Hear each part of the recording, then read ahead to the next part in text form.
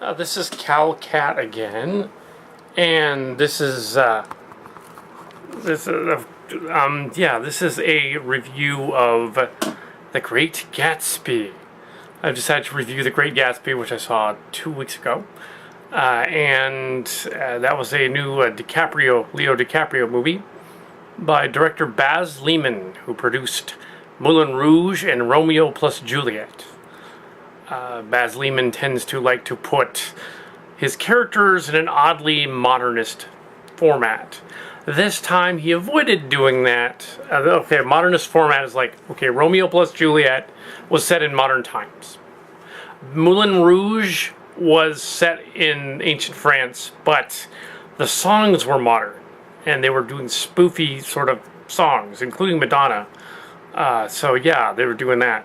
In this one, he went a little less modern and did a more postmodern take, set in the 20s, the Roaring 20s.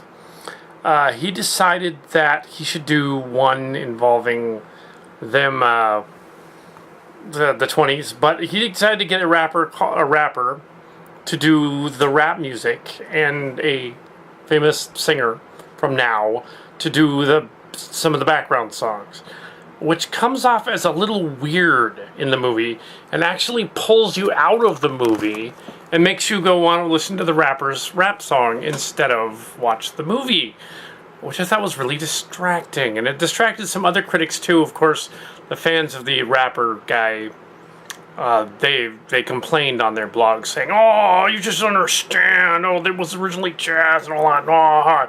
But actually, jazz musicians, which I know at least one or two, they said no, rap may be a cousin of jazz, but like descended from it a little bit, like rock and roll is descended from country and gospel music. But other than that, the similarities aren't there.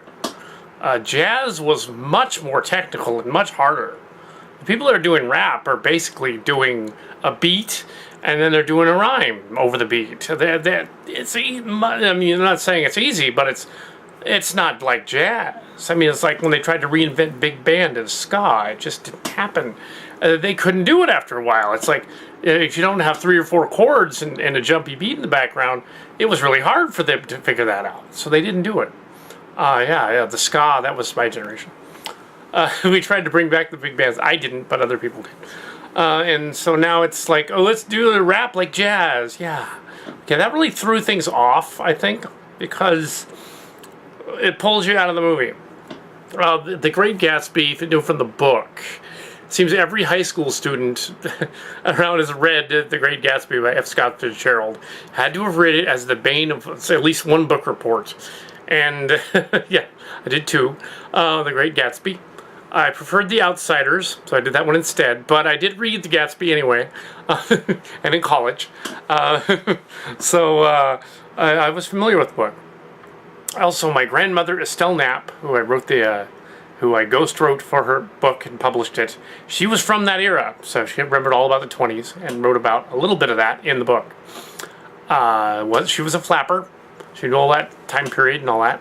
And so, in the cars and the vehicles and stuff. So a lot of the backstory stuff and all the old songs that I learned from her or from many of them jazzy. The jazz was originally invented by African Americans, and the white guys took it and sanitized it and made it a little nicer and more Midwestern-y and wholesome-y and stuff. But originally, they had like Lovin' Jim, rocking and rolling all night long, whatever, stuff like that. Rhapsody in Blue in there, stuff like that. I don't think the producers of the Gatsby movie understood that you're not supposed to sympathize with any of the characters in the book. None of them. DiCaprio's character, they try to make him sympathetic. They try to make him, he's just a misunderstood rich guy who lives across the lake from the chick that he's always loved, this girl that he's always loved, the doll that he's always loved, yeah. And who is now married to this other rich guy. And apparently, Mr. Gatsby is not really rich, but he's pretending to be rich vicariously through bootleggers. Now, back in the 20s, the backstory of that is the Depression era, pre-Depression era, in which alcohol was forbidden. You couldn't get alcohol in the United States, and it was called Prohibition. And it was illegal to have alcohol. So, of course, everybody got a hold of alcohol. It essentially created the mob scene of New York and Chicago. My parents were, my dad and the grandmother were from Chicago. So there you go. And mom was from Duluth, Minnesota. So they didn't have that much, as much over there in Duluth. But in Chicago, they were big. But this movie is about New York. And the New York scene and the New York bootleggers and all that. So it's more like the Barrymore territory. The Barrymores. But yeah, so yeah, and the Kennedys. The Kennedys too. And so anyway, Gatsby is supposedly a fictionalized character thing that F. Scott Fitzgerald was loosely basing on some people he knew, which is why when the book came out originally in the 20s, nobody wanted to publish it. Nobody liked it. They were like, "Oh God, you're writing about that guy. I know who you're writing about." Even Hearst got a little uppity because that house that he later bought was similar to the house in the Gatsby story. William Randolph Hearst was a famous writer. The basis for Citizen Kane, which was Wells. Anyway, so basically the story is about this rich aristocrat who wants to woo the wife of this other rich guy. So he holds these big, lavish parties in an attempt to woo her.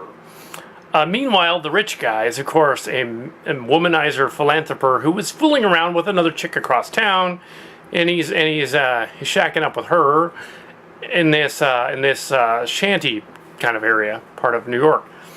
The movie was clearly not filmed in New York. It was clearly filmed somewhere else.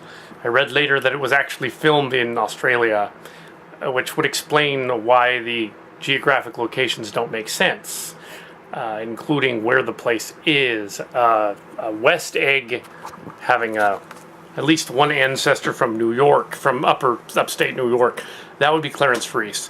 Grandma's father, grandfather. Yeah, no, father. Grandma Nav's father, great-grandpa Freese, was from upstate New York. Okay, if West Egg existed, he would have been from near there. It didn't, but he was. But he wasn't Gatsby. He would have been out of there long before that, actually. Clarence Freese would have already been in Greenville in the long before the 20s started. So the 20s thing is the Browns with an E in Chicago. But that's not important because we're not related to Gatsby. What is important, though, is that it's that sport. You must know that Gatsby is not supposed to be somebody you're sympathetic with. And I don't think that, in terms of the story, they quite got that. I'm rambling a bit. I guess you could cut out all of that. Oh, you could leave it. Why not? It's kind of a fun sort of review, anyway. So yeah, I've studied a lot of the early history there, and I thought to include that in there. There's sort of a history buff of that time period. I like the '60s a little more, but a little the '20s a little bit. Study it. Very interesting. The pre-Depression era, like Steinbeck's The Grapes of Wrath. It was written in a certain time and place and was ahead of its time.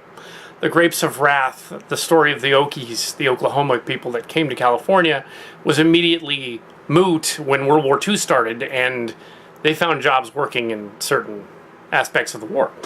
And this was kind of the same idea, in that you had Gatsby and his buddies, Gatsby and his rich elite group surviving off the Prohibition time with the booze and the bootlegging and all that. And I don't think Clarence Freese was ever a bootlegger at all.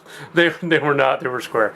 But Gatsby, he was supposed to be this bootlegging rich guy. Right? He was like rich new money versus rich old money, which was Callahan, the other guy. And the girl is Daisy. And not related to Driving Miss Daisy, although that would be interesting. No, not at all. And there is a lot of car chases and stuff, which is odd. There's supposed to be an accident. It's in the book. And I won't give it away, because what if you haven't seen it? Well, it's a tragedy in the movie, ultimately. They paint it off as kind of a quasi-tragedy, like at times trying to be a little amusing, like with the flower scene or whatever. And it's like, it's not. You're not supposed to like these guys, even when they get mad at each other over Daisy and whatever. It's like, you're not supposed to like them. They're misanthropes. You're not supposed to like them. And and I don't think the producers of the movie got that idea. I think that they're all, oh, this Gatsby guy is really awesome because he's great. It's ironic.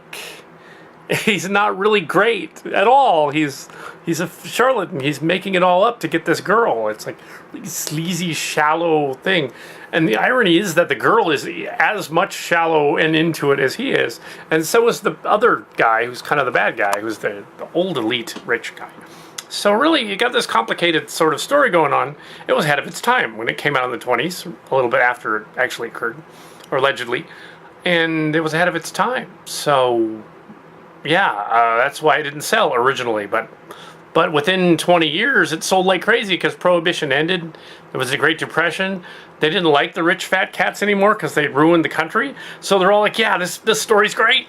By the 30s, they thought it was great. No, the early 40s, after World War II happened. So they liked it at that point. But yeah, Gatsby, it's an ironic title. I don't think the new guy, Baz Luhrmann, got that it was an ironic title. That it's not. He's not great.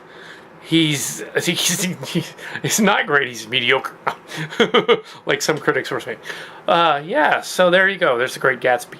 The movie is all right. It was okay. It was the meh Gatsby, I guess. That's what I said. There were some oddities in it, although I did look up some of them later.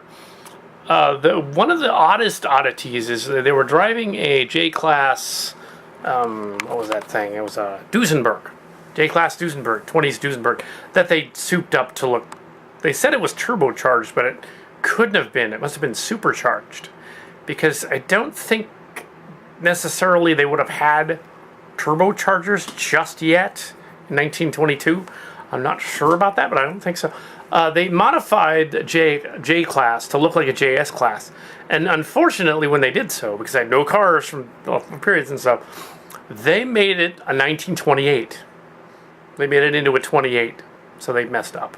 The movie takes place in 1922. Yeah, it's like, wait a minute, that car's too advanced for 22. It's 28. But okay, okay, why not? Whatever. Also, at one point, one of them, the audience zooms in on this phone, waiting for the phone to ring. And back in the 1920s, my dad worked for Bell and knew all about the phones and all that stuff. The history of telephones, went to the Bell Museum and all that. And it's like, all the telephones back then were those little ones with the disconnected receiver, with the little, they talk into this part here, yeah, it's up against the phone, those old movies. And you put the earpiece up here. They zoomed in on a French-style phone that had a full long earpiece going all the way around. I noticed that. And I was like, wait a second. I don't think they had that yet. Sure enough, that kind of phone did not come out until 1930, 8 years later. Oh! Well, anyway, so yeah, but that wasn't the most oddity thing. It's like, yeah, there were a few inconsistencies with places and characters. Geography, oh yeah, East Egg, yeah. Geography was completely wrong because, like, if you're going to drive your Duesenberg from roughly the edge of the Hudson up near Maine, which is roughly where it was, upstate New York through Maine, down from Maine. New England's very small. You can drive right through it in like a day. It's not very big. So like, it took them forever to get to New York. It wouldn't have, even in a Duesenberg, wouldn't have taken them forever at all. A couple hours. But okay, whatever. So and then there's what else? Oh yeah, DiCaprio's character is talking to the other guy, his friend, who is the cousin of Daisy, in the car, and he's turning his head constantly, talking to him while racing along at an incredible speed for a Duesenberg of that time period, probably 35 miles an hour, and yet he's like looking like this. Yes, sir, I'm talking to you, buddy. Ha ha. Yes, sir, buddy. Like, yeah, and that doesn't even make sense if it's an automatic car, but it was a stick. They didn't have automatic yet. It was a stick shift. 4 on the floor thing. So, yeah, at least give DiCaprio some credit. He pretended like the car was moving, so he reached down and grabbed a shifter once in a while. Looked like kind of he was jerking off. But That was pretty funny. So I was like, okay, at least he, pretended it had that stuff there. But actually he wouldn't have. And every time he looked like this, he would have been driving off the road, crashing.